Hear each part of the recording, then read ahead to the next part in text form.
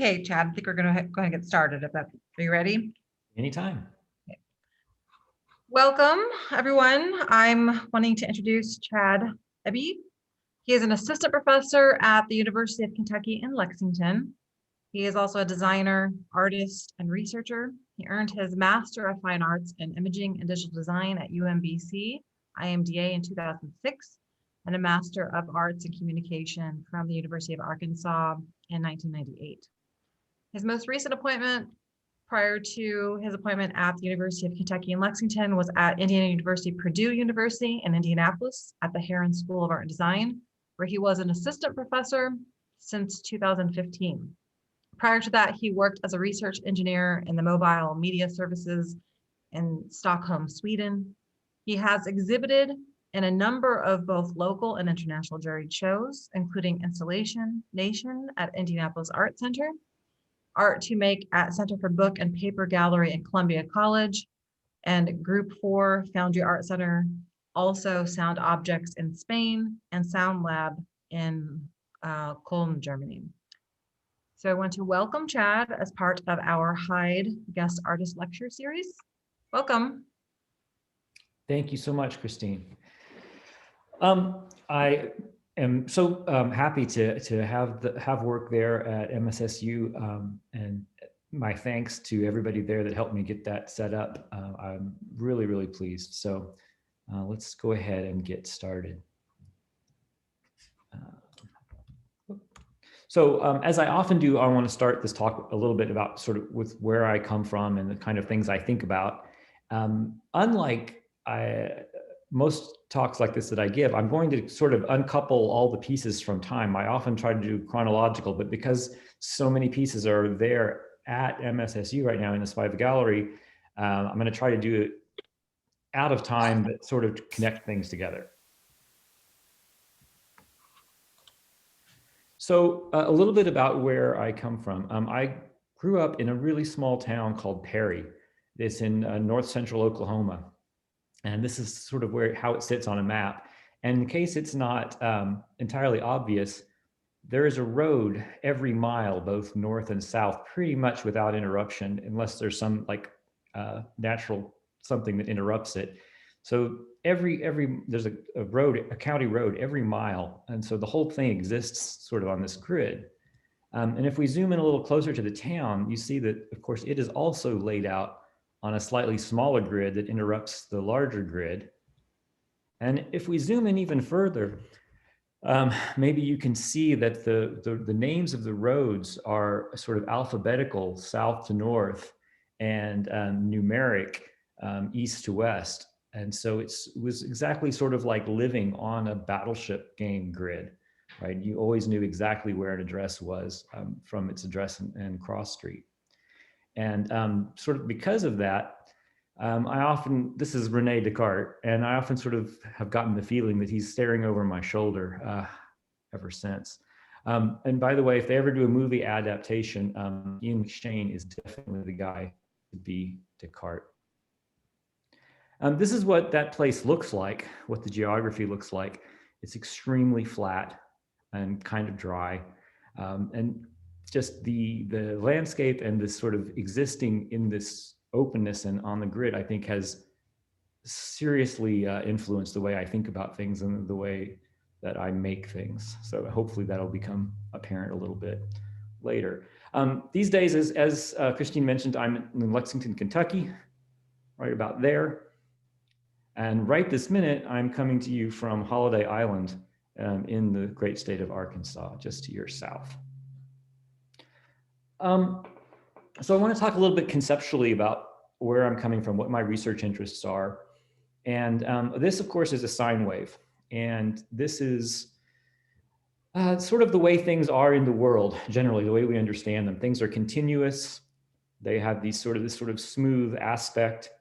And really my interest is largely centered around what happens when you digitize, when you take the sort of free, continuous flow of the world and sort of clamp it down into a digital format so that you can do more with it. And conversely, when you start digital, when something is born digital and then has to be brought out into the world, sort of what has to be added to it, augmented to it to make it work. So one of the sort of central ideas that just sort of I find completely fascinating and think about a lot is this idea of quantization. So whenever you try to digitize anything, and this is whether it's sound or whether it's an image, the first thing you have to do is slice up that continuous wave in time. So here the green lines represent ticks in time. So if you're into audio music and such like that, you probably know that like the CD, now a disappearing format, but it slices in time. There's 44.1 thousand of them per second. So the slices can get very thin. And if the slices are thin enough, they sort of, the quantization sort of falls below the human threshold of perception.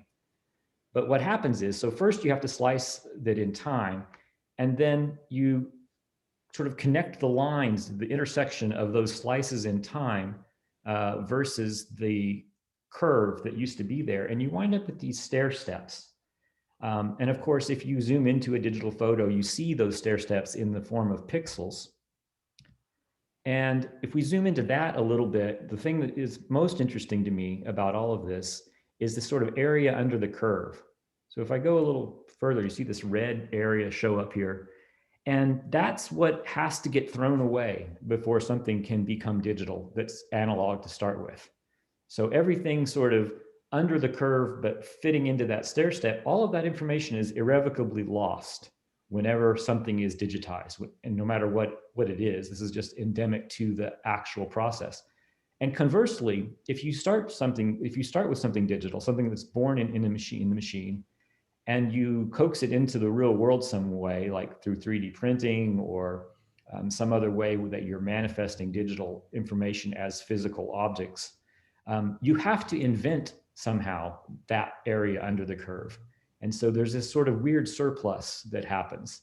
And this moving back and forth across this sort of ever more permeable membrane between physical and virtual and between analog and digital, that's what really gets me going. And that's what animates a lot of the kind of work that I do.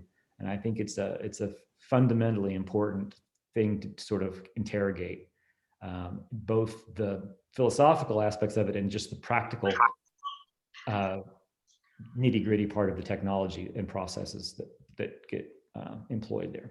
So I want to step pretty quickly through a bunch of work, and then we'll hopefully have time to talk about things. So if something strikes you, sort of take a note, and we'll circle back here at the end.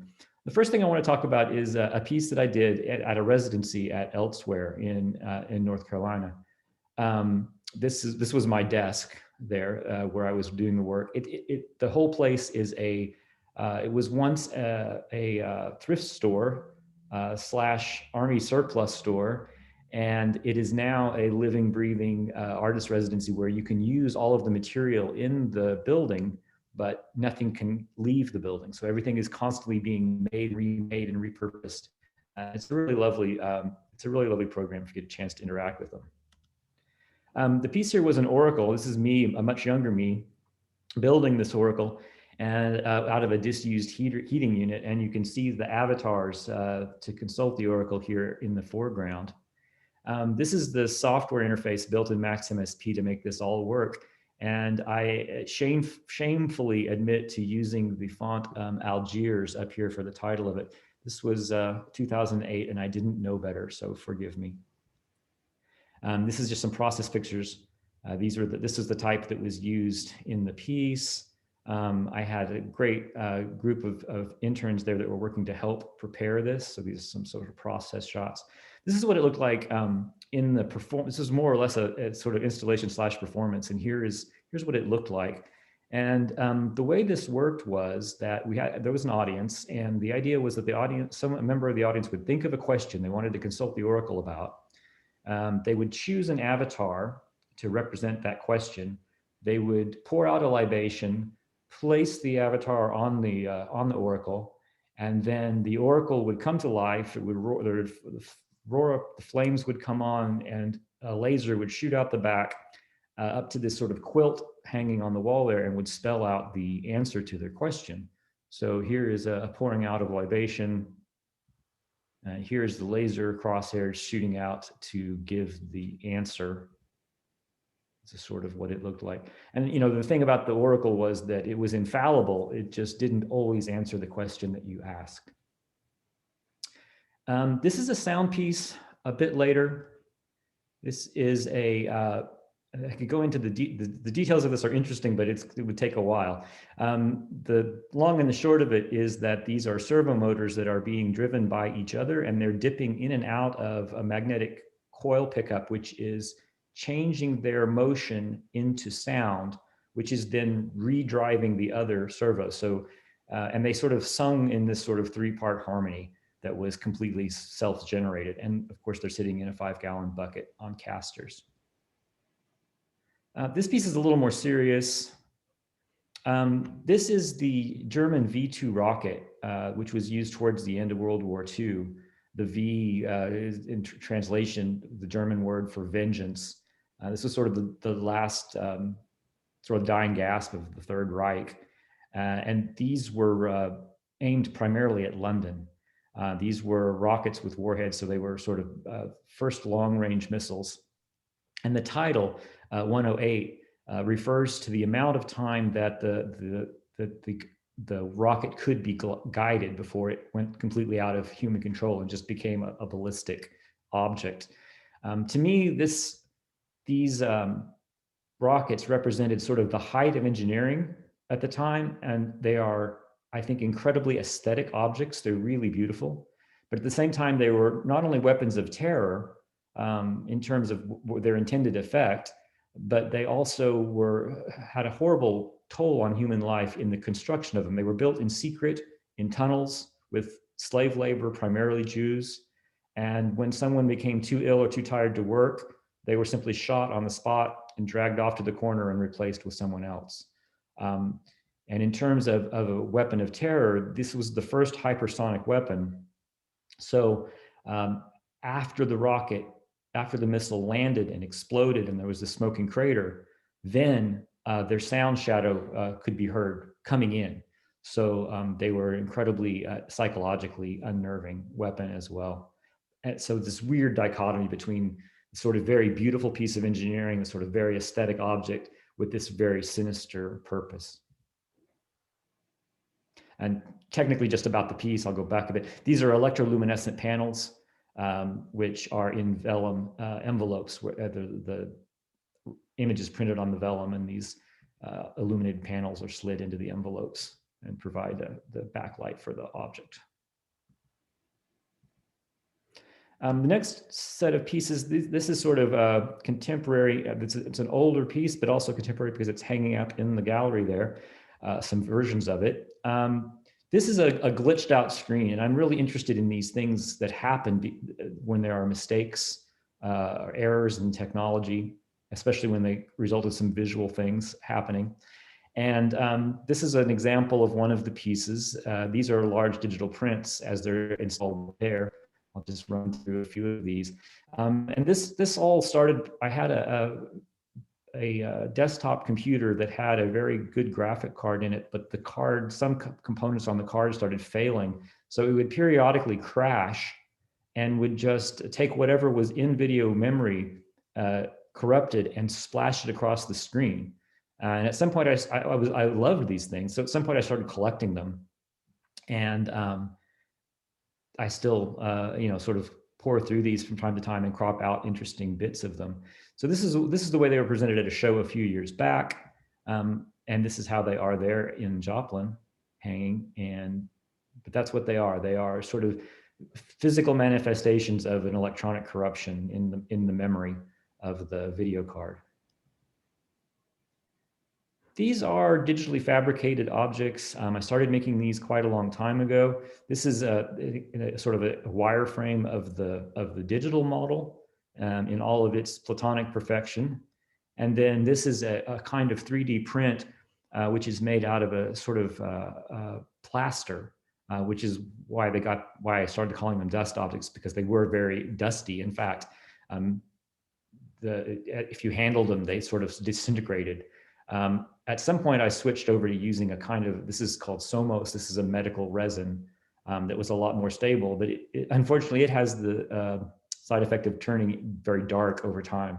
And so these that were sort of this beach glass green are now the sort of very unfortunate orange. This is a kind of a subdivision surface object, which we'll talk about again in a little bit. But this is this kind of strategy that very small sea creatures use to envelop as much interior as possible while conserving the exterior skin. So the shells that they grow, like diatoms and such, have this same sort of strategy. This is a purely digital version. So one of the things that I think is interesting about the subdivision surfaces is that you start with this sort of very crude box, and then you can refine it through what's called a Catmull-Clark algorithm, and it will sort of subdivide and stretch that skin as tightly as possible to minimize the surface area and maximize the enclosed volume. And it creates some very sort of, I think, beautiful forms. So in this particular piece, I've got a print there, and this is also there in the gallery. It's printed the 3 different levels of subdivision. The blue there being it's actually cyan, being the most coarse, and then down through to the yellow, which is the most fine. And I've got it lit here by these 3 floodlights, which are LEDs, and so they can change color. And what happens is, as the color shifts from red to green to blue, different parts of the line work are emphasized. So here it is in context. You can see the memory maps up there on the wall, and then the print there with red on it. And so in red light, it looks like this, and the cyan, being the complementary, is really emphasized and looks kind of black. You can really see the chunky contours of the original box model. And then with the green light, you see the sort of intermediate structure emerging, sort of the intermediate subdivision. So it's becoming more curved and more stretched. And then finally, with the blue light, you see the sort of final form where you see the very fine meshwork. And so this was a way to sort of animate, in a sort of crude way, this transformation between the very blocky geometric to the much more fluid subdivisions. This is a project keeping kind of in that world, except in this case, it's a Twitter robot written in Python and running on a Raspberry Pi. And the idea is that every hour, this would use something called a super formula to generate a 3-dimensional form with random parameters, then put one of these subdivision surface smoothing algorithms on it, render out a picture, choose a random quote about dreams, and post it to Twitter. And so I had this running for, I don't know, 6 months or so. And this is what the interface looked like in Blender with some of the example objects. The super formula comes up with a huge variety of forms with only 6 parameters. And so again, and these look a little like those tiny sea creatures, the little diatoms that like make up chalk and things like this. This is completely different. This is sort of a piece of public art. This was done for the IMA, that's used to be Indianapolis Museum of Art. It's now called Newfields. And they used to do a summer miniature golf course, all artists design miniature golf course. And this was an entry that one year. This was the centennial of Indiana, and so there were historical themes. And this references a plague of squirrels in 1822, where apparently the squirrels so overran the state they ate all of the corn crops. And there are accounts of farmers killing hundreds or thousands of squirrels in a day and still not able to save their fields. So this is it sort of during install and people enjoying the golf hole. I was pleased that it was selected for the course and set as the very first hole. And there's the sort of ball's eye view of the course. The thing here is that the squirrels were all on these pivots, so that the rules were modified for this hole, and that you could either hit the ball and take a stroke, or you could take a stroke penalty and rearrange the squirrels so as to hinder your opponent. This was the piece that was done for the Installation Nation that Christine mentioned, and it was a sort of passive sound piece. There's some pre-production renderings, and then also some production shots. One of the things that's really important to me is to sort of have conversations with these processes. So I think the processes sometimes in terms of the digital fabrication processes, the modeling processes, I think these are sometimes just as important as the outcome. This was the result. And so what's going on here is you have these long tubes that are acting essentially as filters they all resonate with different frequency sounds. And so by sitting in the chair and holding up the different tubes to your ear, you could hear the world, all the sounds going on filtered through these different frequency ranges, and come up with some very sort of interesting and different ways of hearing the landscape, the birds and the kids playing and the cars and jets and all that sort of thing, filtered through this passive system. There were no electronics here at all, just physical properties.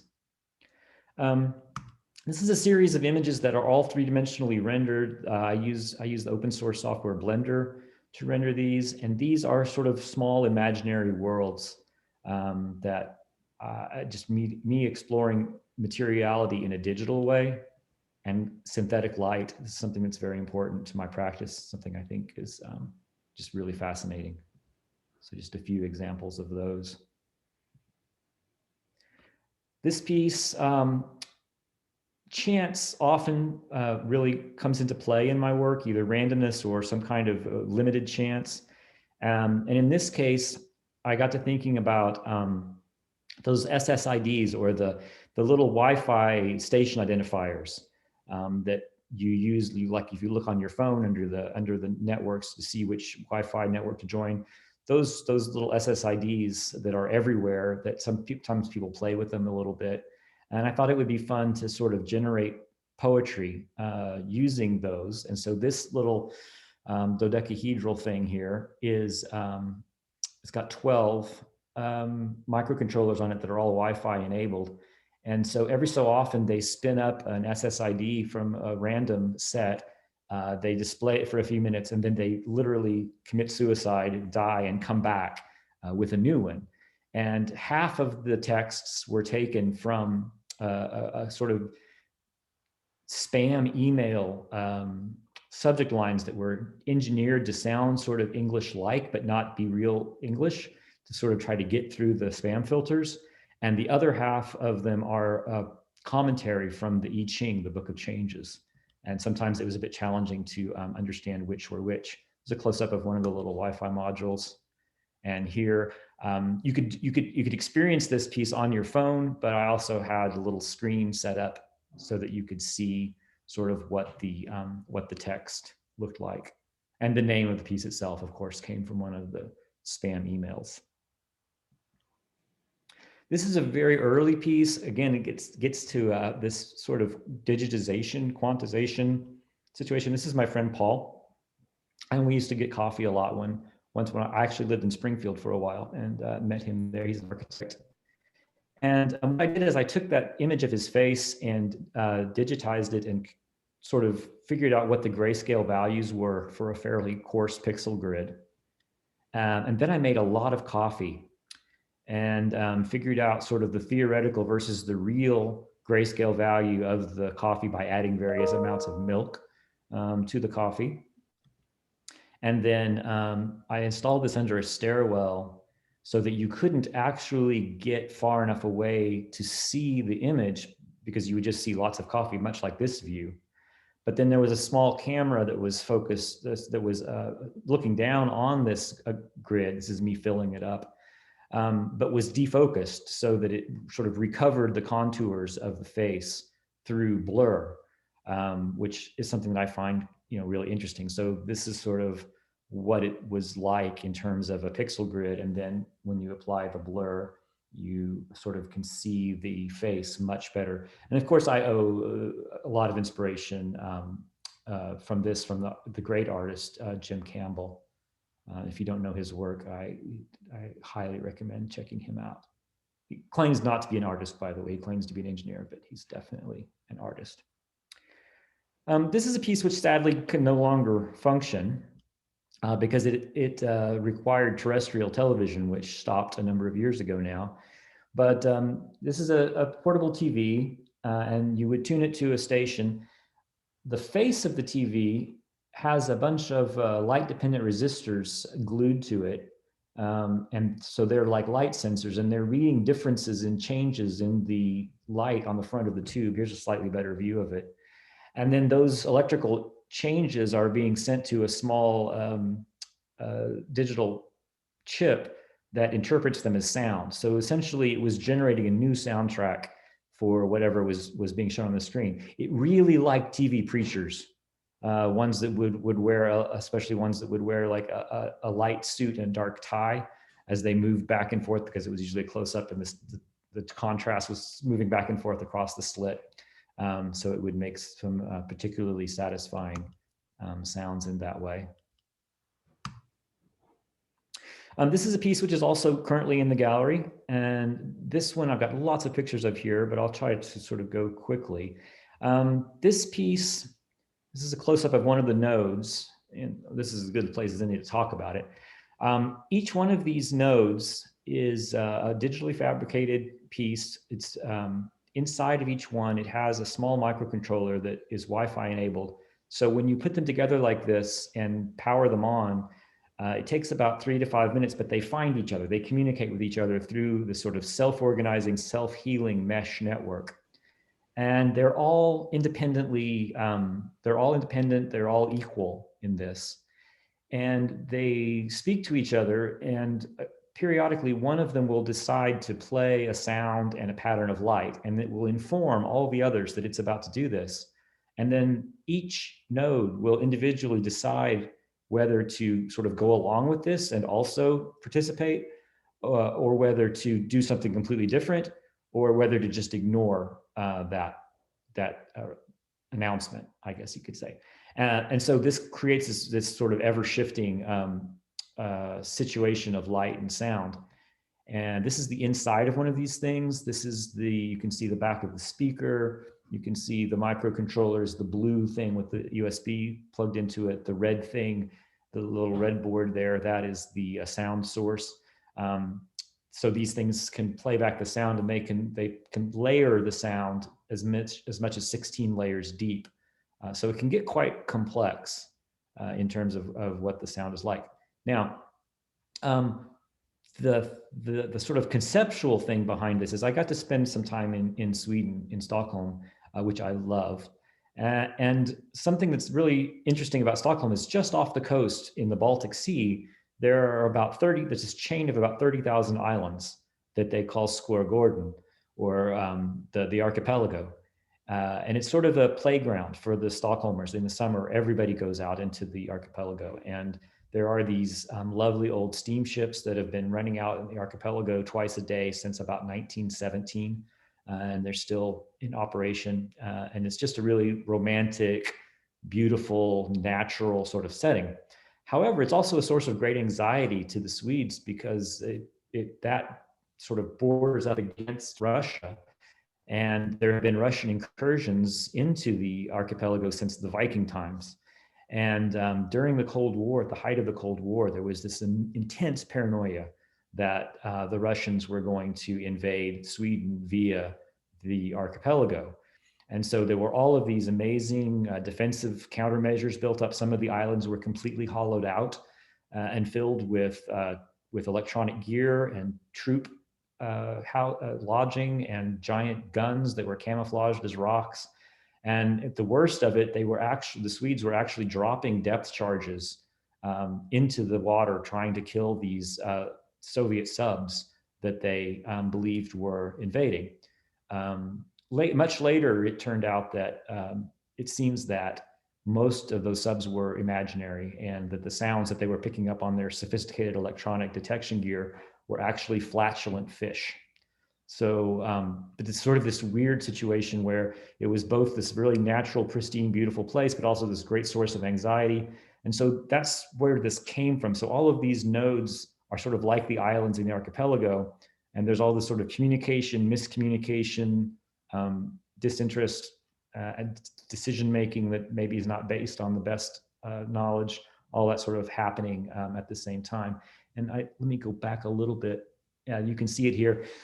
In the center, there's one of these nodes is got, you can see the 00 number. They're all numbered. And the sort of glyph above it, that's the Televerket, which was the Swedish national telecommunications organization that was also responsible for electronic warfare. So the sounds that this makes are field recordings from the archipelago, children playing in the water, insects, splashing of water and waves, but also electronic warfare sounds, satellite communications, number stations.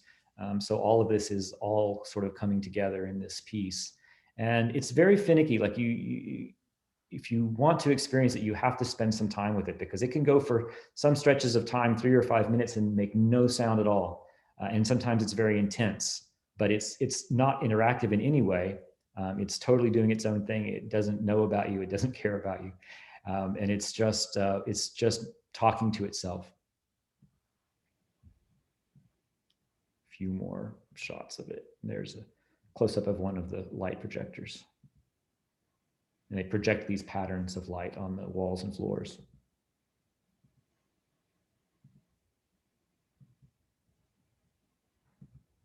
Okay, switching gears a little bit. This is an older piece, again, but it relates to a new piece that's in the gallery. So this is a CC for closed captions.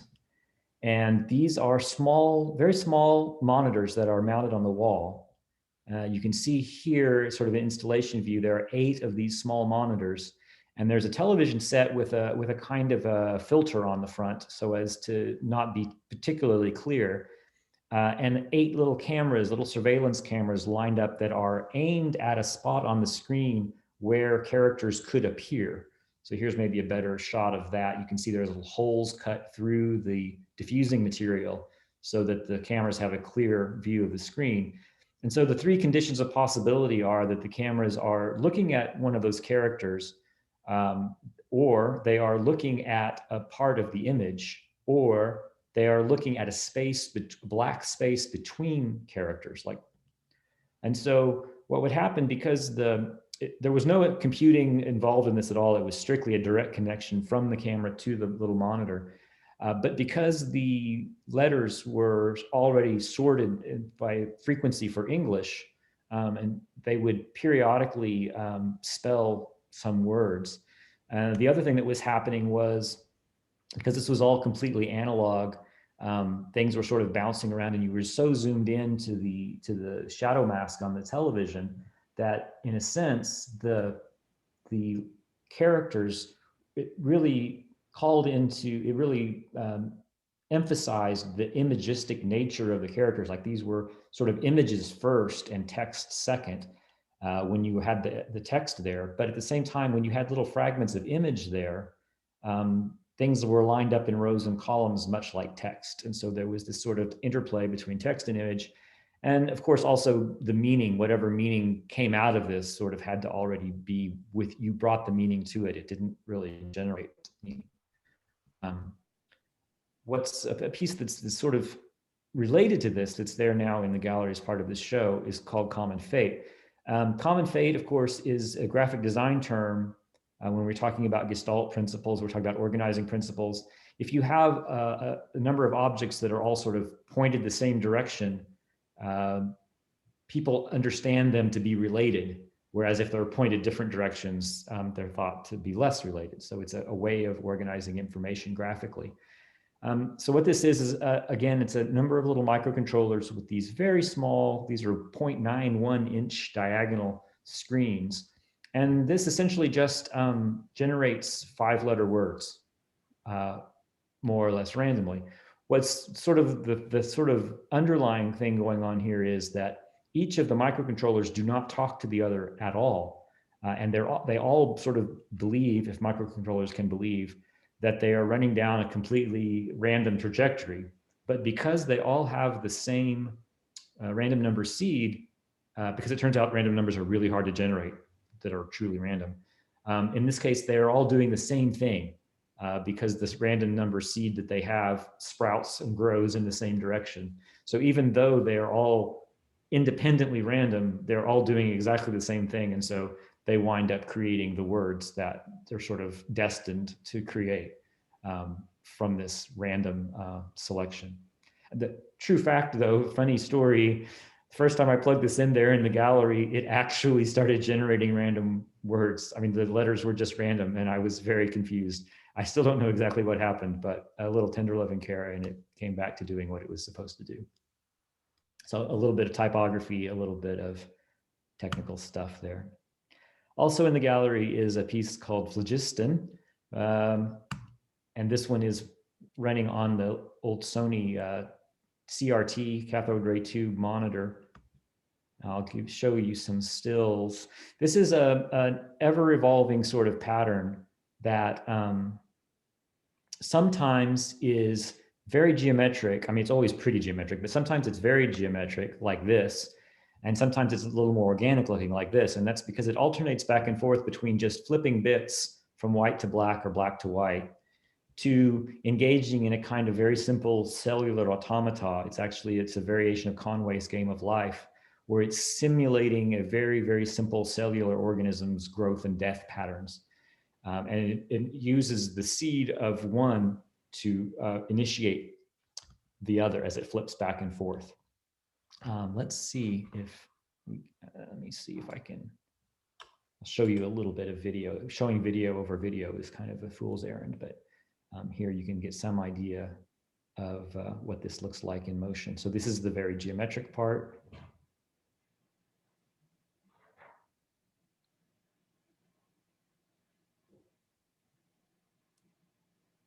And then it's flipping over into the more organic. You sort of see the cell structures happening, and then back to geometric. This is got so much complex behavior that this would probably never, ever repeat. The one in the gallery is, of course, a video capture of it, but the one that, if it's running live, it would probably never repeat a sequence like in the whole life of the universe. Okay, we'll go on now. There are also a number of LED panels that are extremely difficult to photograph, it turns out. I'll have to get them in a studio. So one pair is called 10,000 Suns and Mode Collapse, and then on the opposite wall in the gallery is one called Human Time Estimation. And I can show you sort of pictures, but again, these are very hard to video or photograph. This is 10,000 Suns, which shows a kind of endless stream of different class stars. Here's an example frame from it. And then Human Time Estimation is a kind of Perlin noise generation. And it has to do with sort of bringing things into being and modulating them against each other. The math escapes me completely, but I think it's very beautiful, and it's sort of a struggle between these two forms. But even though they're struggling, they're also sort of informing one another back and forth. And again, we have the situation where these are on perfectly aligned grid, but because of the diffusion, it becomes very soft and organic. So it's similar to the coffee Paul piece, and also related to the phlogiston piece. And then finally, to end up with something that has very, very little conceptual content, is some poster studies. You think of these as like little digital confections. And I'm going to be piloting a new VR class at the School of Visual Arts in UK, and I needed to promote it, so I needed to come up with a poster. And so I did a series of these funny little studies. This is what I wound up with. This is the final poster. And this is how these studies are hanging there in the gallery. And that's the one that I settled on. But these are some of the variations. There's a Puck as a cherub.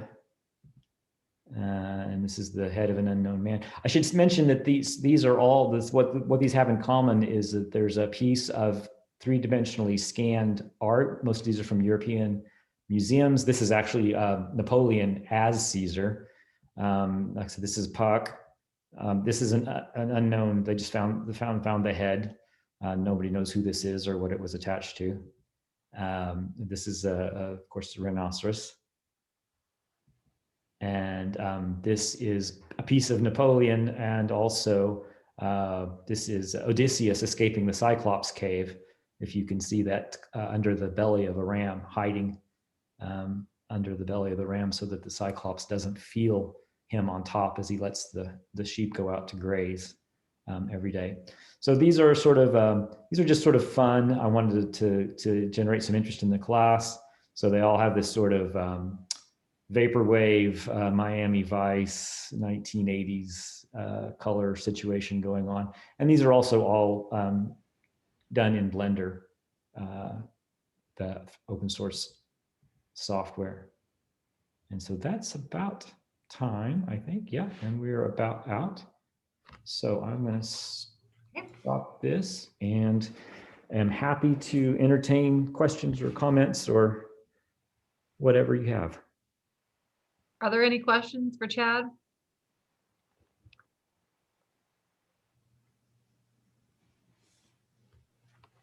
I had a question. I think that it was talked about at the beginning, but I think I missed it. How long have you been doing art like this?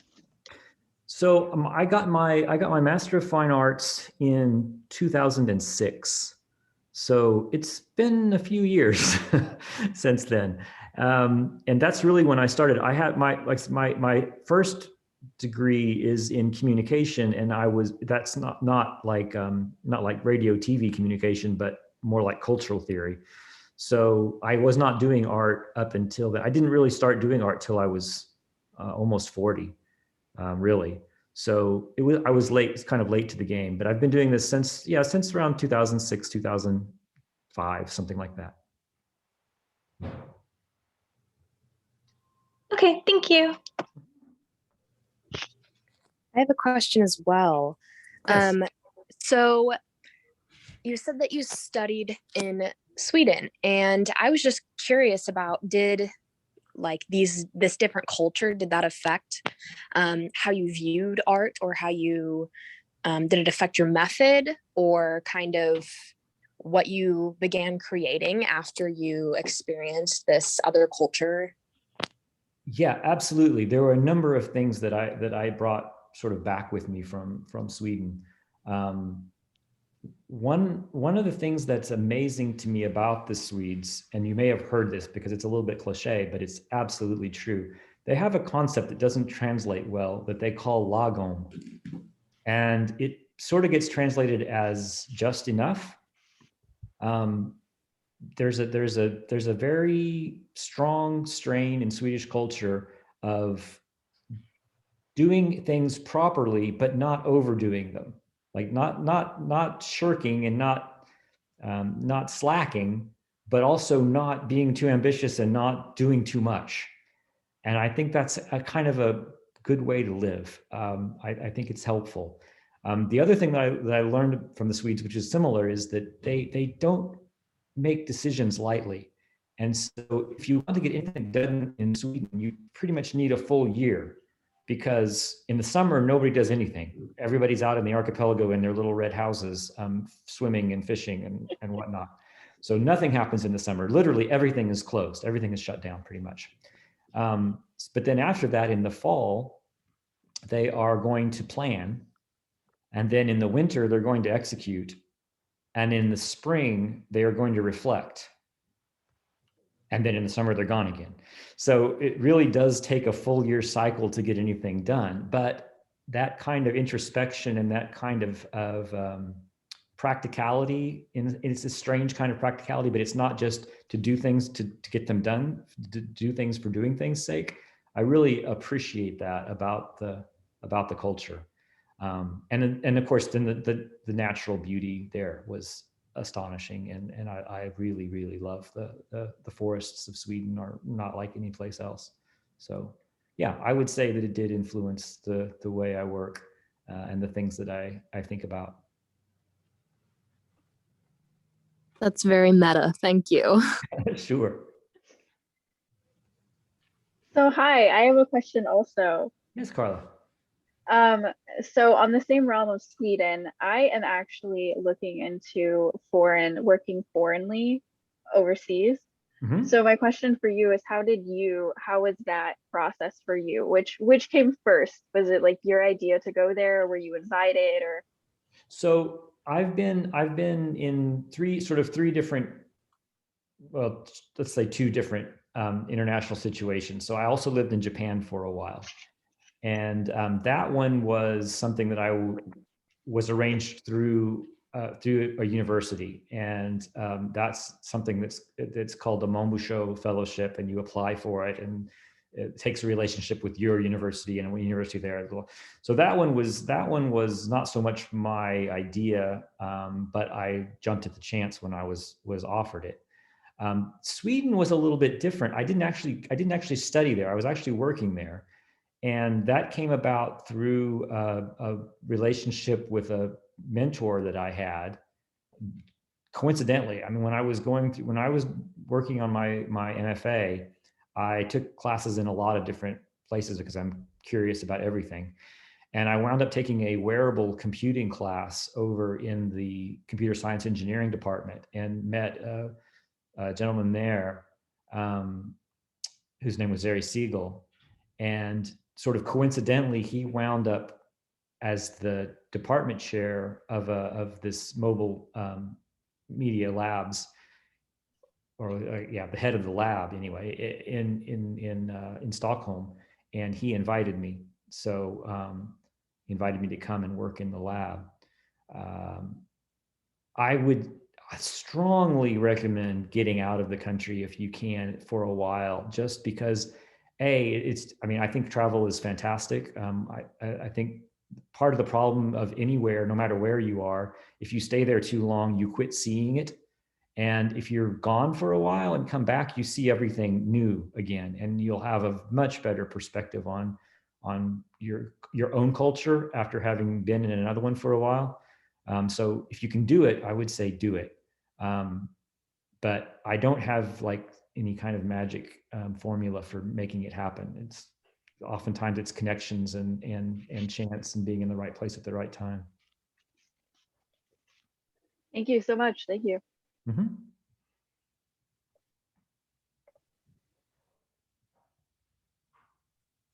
I got here late, so I didn't get to listen to the first bit. What languages do you use for a lot of your programming? Oh, okay. Yeah. I'm not sure that I said that anywhere. So for all the embedded microcontroller stuff, I'm using the Arduino platform. The Arduino is both a hardware specification and a integrated development environment. So it's like the place where you write the code. It's very similar to C, to the C language. So I use that a lot for anything that needs hardware. On the other side, like the phlogiston piece, the video piece, that's done in a piece of software that's called Max MSP. And that is made by a company called Cycling 77, 77, 76, 77, I think. Anyhow, they're out in San Francisco, and it's a modular visual programming language. So the Arduino stuff is traditional code that you write out line by line. It's a sort of very stereotypical programming language. Max MSP is a visual language where your commands are sort of like little containers that you literally string together with virtual wires to define the program flow. So it's very fast to work in, and it's good for people that are that are more visually oriented than they are sort of coding oriented. And it has if you're interested in that sort of thing, it also has sort of an ugly sister that's called Pure Data. And the guts of both languages were made by the same gentleman, but